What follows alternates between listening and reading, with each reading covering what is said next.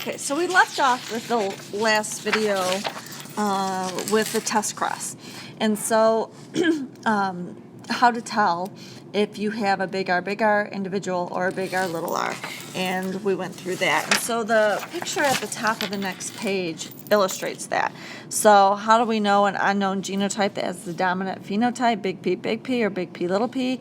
Cross it with a little p, and if you get any recessives, then you know that the other parent has to be heterozygous. If you cross and never get any recessives, then you can be pretty sure that the parent is homozygous and has two dominant traits.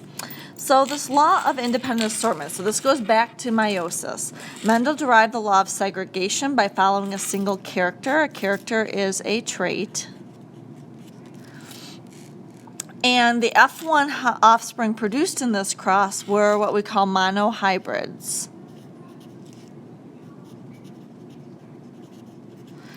So individuals that are heterozygous for one character, and again, the character is a trait. So mono, I talked about in class, means one, and so we're looking at one trait, and the F1 offspring, if we go back over here and looked at this picture here, the F1 offspring were heterozygous for purple flowers, and we're only looking at one trait, that is the purple flowers.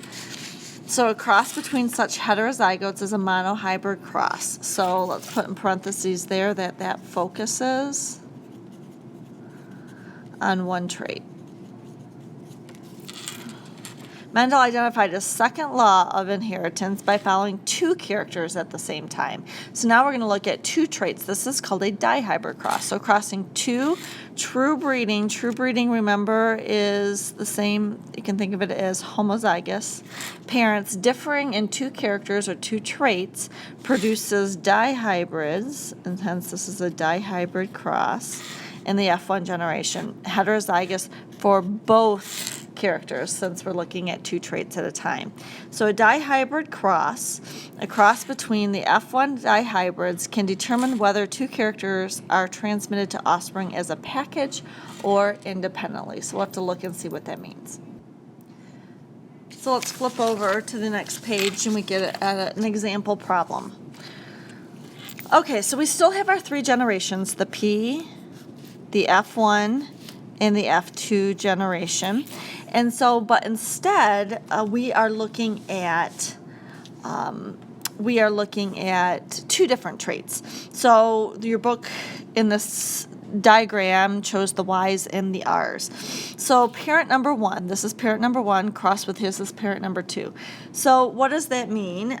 It means that parent number one on two different chromosomes, so they have two, let's say chromosome pair number one that has the Y's on it, so they're big Y, and this parent also has chromosome pair number one, and in that same spot they're little y, and that's supposed to be a big Y there.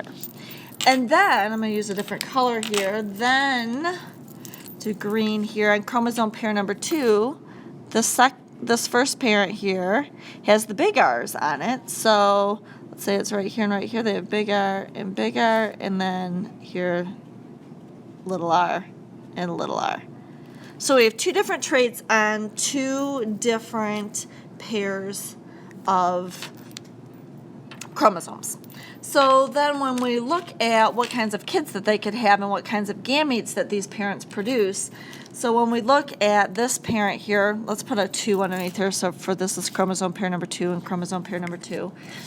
This parent is going to pass on one chromosome number 1 and one chromosome number 2 to their kids. So that's why the gametes, it says they pass on a big Y and a big R, because no matter which chromosome number 1 that they're going to pass on, they're going to pass on a big Y, and no matter which chromosome number 2, they're going to pass on a big R. So that's what that parent and that particular gamete is passing on. And then the same thing is going on in this parent. This parent's going to pass on one chromosome number 1. It doesn't matter which one that parent passes on, they're going to be giving their kids a little Y And it doesn't matter which chromosome number 2 they pass on, they're going to be giving them a little r. So that's why that says that here. So then, and those are the only kinds of gametes looking at those two traits that these two parents could pass on to their kids. So therefore, all their kids are going to get a chromosome number 1 with a big Y from this parent, and a chromosome number 1 with a little y from this parent. And then they're going to get a chromosome number 2 with a big R from this parent, and a chromosome number 2 with a little r from this parent. And so that's why it says that they're heterozygous. They're big Y, big R, little r. And 100% of the kids in the F1 generation are going to be like that. So because each parent can only pass on these two combinations. And this follows what I just did, what's called the law of independent assortment. All right, and so those are your combinations if these guys, these genes, I should say, are on separate chromosomes.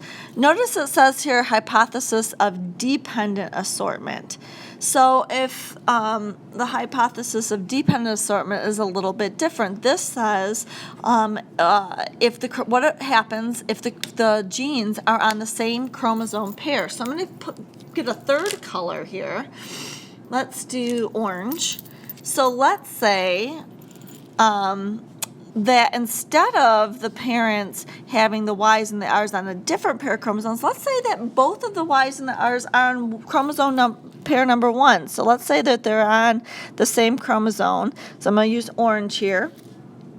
So the big Y's, so the first parent is big Y, big Y, big R, big R. If they're on the same chromosome, this is what they look like. All right, and then this one would look like little y, little y, little r, little r. All right, and so then now when this parent makes their gametes, they're going to pass on this chromosome or this chromosome, but there's still going to be a big Y and a big R. So their gametes are going to have just one of chromosome number 1 here, let's say, or let's call these 3, chromosome pair number 3, just so it's not confusing, and bigger. So they pass on one of them, and you get still the same combinations here. And then this parent would pass on one of the chromosome number 3, but it's going to have the little y and the little r. So now when they come together, this sperm, let's say, fertilizes this egg cell. This baby here for chromosome number 3 is going to have a big Y and a big R chromosome from this parent, and a little y and a little r chromosome from this parent, and they're still going to be heterozygous. So you get the same results so far. So then notice here when it says if it's a dependent assortment on the same chromosome or independent assortment on different chromosomes and therefore end up in different cells, you get different results. So let's look at this pathway here. So if this was what happened when this parent, when we get the F2 generation, remember the F2 is crossing 2 of the F1s, right? So you're going to cross a big Y, little y with a big R, little r with a big Y, big little y, big R, little r. So you're crossing 2 of those. So if we look at one of those parents, they could pass on this chromosome, big Y with a big R. That's one choice. Or they could pass on this chromosome, a little y and a little r, and that's the second choice. So that's why on the top for one parent it says they have a half of a chance of making a gamete like this, half of a chance of making a gamete like this. So then when you do the sides here, that's the second parent. The second parent for to get the F2 generation is genetically identical to this one, so it's the same parent, so you have the same choices. So big Y, big R, could pass on this chromosome, or little y, little r. And therefore, when you fill in the boxes, notice here that they put the genes together, so big Y, big R, and that's one kid, or big Y, big R, that's another type of kid they could have, big Y, little big Y, big R, that's another type, or all recessives. Now the thing is that notice there's a big band through that, all right? That's not what he got. So therefore what he got as his results were more like this. So that means the parents that were heterozygous, but the genes were on different chromosomes. So let's look at this. Let's say if they're on different chromosomes, let's again review. Let's review meiosis. So if you had a cell, let's just draw a cell here. I just want to review here. And you had the parent that's big Y, big R, little r with them on different chromosomes here. They could line up like this. Let me do the color coding again. So these chromosomes, the big Y would replicate. And so what you'd end up with is here you go with the big Y. And it would make an exact copy with the big Y. And then the little y chromosome would do the same thing. You'd have little y, an exact copy, little y. And then you do the same thing with the green chromosomes. So the big R would replicate. And then you have the other half, big R. And then you'd have the little r chromosome replicate. So you'd have the little r and then the other half, the little r. So this is what you'd have. So then if we talk about what happens in meiosis 1, let me get remember they segregate. So these two chromosomes are going to go to one cell. These two chromosomes are going to go to the other cell. So here are your two cells. And you have the big Y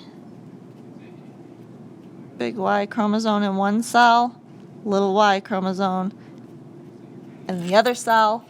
And then the same thing with the big R chromosome and the little r chromosome. And then remember meiosis 2 separates into 4 cells. So here are my 4 cells at the end. This separates the sister chromatids.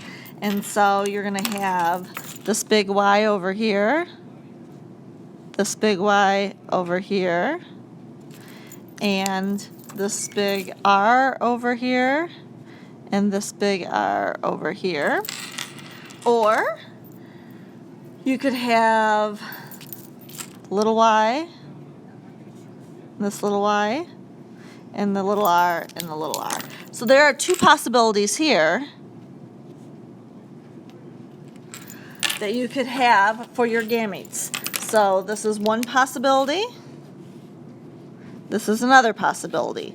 But remember the law of independent assortment. When you have 2 chromosome pairs, do they have to line up like this? No, there's another way. If we took these guys and switched them, so I'm going to take another color, red, and let's say these 2 flip sides. So I'm not going to draw the picture again. I'm just going to show you, let's say the little r's on this chromosome and the big R chromosome lined up on this side.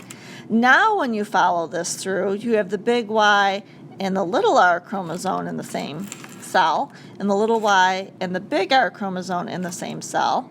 And then here you end up with the big Y and the little r at the end, big Y and the little r, little y and the big R, little y and the big R. So therefore there are 2 other combinations that you can pass on to your kids.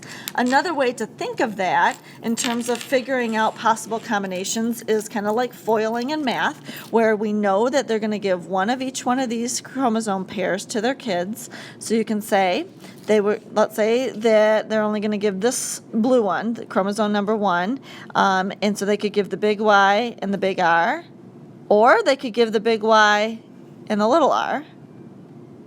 And that's all the combinations they can give with the big Y, or they could give the big little y and the big R, and the little y and the little r. Doing this is the same thing as what we just did here with meiosis, and you get 4 possible combinations of genes that they could pass on to their kids in their gametes. So then what happens is you make a big Punnett square that's made out of 16 boxes instead of 4, because, why is it 16? Because these two parents, there's 4 different possible combinations in their gametes that they could pass on to their kids. So here's the big Y and the big R, that's one combination. Big Y and the little r, that's the second combination. Little y and big R, that's the third combination. Little y and little r, that's the fourth combination. And since we're doing the F1 generation, it's crossing 2 of these, and so therefore the second parent is going to be exactly identical. It's going to be heterozygous for each, and so therefore that's you get the same 4 choices. And so then you just fill in the boxes, and you get the possible kids. And so there are 16 possible different combinations for their kids. And if you look here, they did a phenotypic ratio of 9 to 3 to 3 to 1, meaning there were 1, 2, 3, 4 different phenotypes with that. So let's look at that phenotype ratio. Let's look at what Y's and R's mean. Here, a big Y is the yellow. So the yellow seeds, little y is green. Big R is round. And little r is wrinkled. So therefore, when we talk about this 9 to 3 to 3 to 1 ratio, let's talk about what that means. So these are, for the phenotypes, these are the different combinations. So I'm going to put a blank in front of it for the number. So how many are yellow? Show both the dominant traits, so yellow and round. How many show the dominant yellow, but the recessive wrinkled? How many show the recessive green, but the dominant round? And how many show all recessives, which are green, wrinkled? So you see what I did here? I said dominant, dominant, dominant, recessive, recessive, dominant, recessive, recessive. And so if we look here, to be yellow and round, what needs to be true for them? They need to have a big Y and a big R. So what they did is they counted up how many have a big Y and a big R. So go ahead and do that. And then fill in the rest of these.